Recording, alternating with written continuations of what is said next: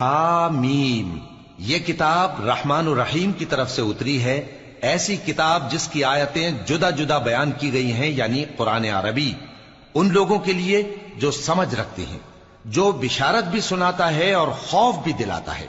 لیکن ان میں سے اکثر نے منہ پھیر لیا اور وہ سنتے ہی نہیں، اور کہنے لگے کہ جس چیز کی طرف تم ہمیں بلاتے ہو اس کی طرف سے ہمارے دل پردوں میں ہیں، اور ہمارے کانوں میں بوجھ یعنی بہرا پن ہے، اور ہمارے اور تمہارے درمیان ایک پردہ ہے، تو تم اپنا کام کرو، ہم اپنا کام کرتے ہیں۔ کہہ دو کہ میں بھی آدمی ہوں جیسے تم، ہاں مجھ پر یہ وحی آتی ہے کہ تمہارا معبود ایک ہی معبود ہے، تو سیدھے اسی کی طرف متوجہ رہو اور اسی سے مغفرت مانگو۔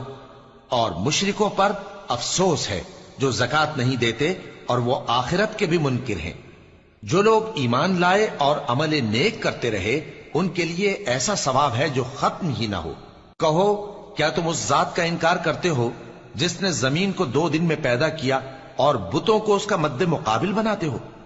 وہی تو تمام جہانوں کا مالک ہے، اور اسی نے زمین میں اس کے اوپر پہاڑ بنائے اور زمین میں برکت رکھی اور اس میں سامان معیشت مقرر کیا، سب 4 دن میں، اور تمام طلبگاروں کے لیے یکساں۔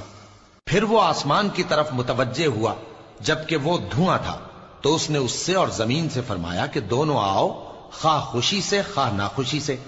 انہوں نے کہا کہ ہم خوشی سے آتے ہیں۔ پھر اس نے 2 دن میں 7 آسمان بنائے اور ہر آسمان میں اس کے کام کا حکم بھیجا، اور ہم نے آسمان دنیا کو چراغوں یعنی ستاروں سے سجایا اور شیطانوں سے محفوظ رکھا۔ یہ اسی زبردست باخبر کے مقرر کیے ہوئے اندازے ہیں۔ پھر اگر یہ منہ پھیر لیں تو کہہ دو کہ میں تم کو ایسی چنگھاڑ کے عذاب سے آگاہ کرتا ہوں جیسے عاد اور سمود پر چنگھاڑ کا عذاب آیا تھا، جب ان کے پاس پیغمبر ان کے آگے اور پیچھے سے آئے کہ اللہ کے سوا کسی کی عبادت نہ کرو، تو وہ کہنے لگے کہ اگر ہمارا پروردگار چاہتا تو فرشتے اتار دیتا، سو جو تم دے کر بھیجے گئے ہو ہم اس کو نہیں مانتے۔ اب جو عاد والے تھے وہ ناحق ملک میں تکبر کرنے لگے اور کہنے لگے کہ ہم سے بڑھ کر قوت میں کون ہے؟ کیا انہوں نے نہیں دیکھا کہ اللہ جس نے ان کو پیدا کیا وہ ان سے قوت میں بہت بڑھ کر ہے، اور وہ ہماری آیتوں سے انکار کرتے رہے۔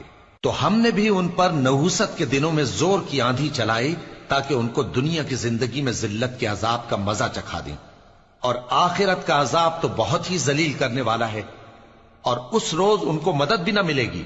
اور جو سمود والے تھے ان کو ہم نے سیدھا رستہ دکھا دیا تھا، مگر انہوں نے ہدایت کے مقابلے میں اندھا رہنا پسند کیا، تو ان کے اعمال کی سزا میں ذلت کے عذاب کی کڑک نے ان کو آ پکڑا۔ اور جو ایمان لائے اور پرہیزگار رہے ان کو ہم نے بچا لیا۔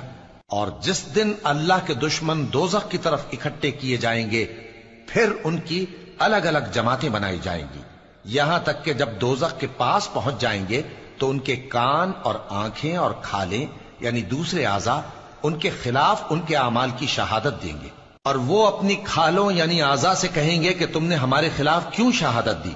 وہ کہیں گی کہ جس اللہ نے سب چیزوں کو نطق بخشا اسی نے ہم کو بھی گویائی دی، اور اسی نے تم کو پہلی بار پیدا کیا تھا اور اسی کی طرف تم لوٹائے جا رہے ہو۔ اور تم اس بات کے خوف سے تو پردہ نہیں کرتے تھے کہ تمہارے کان اور تمہاری آنکھیں اور کھالیں تمہارے خلاف شہادت دیں گی، بلکہ تم یہ خیال کرتے تھے کہ اللہ کو تمہارے بہت سے اعمال کی خبر ہی نہیں، اور اسی خیال نے جو تم اپنے پروردگار کے بارے میں رکھتے تھے تم کو ہلاک کر دیا اور تم خسارہ پانے والوں میں ہو گئے۔ اب اگر یہ صبر کریں گے تو بھی ان کا ٹھکانہ دوزخ ہی ہے، اور اگر توبہ کریں گے تو ان کی توبہ قبول نہیں کی جائے گی۔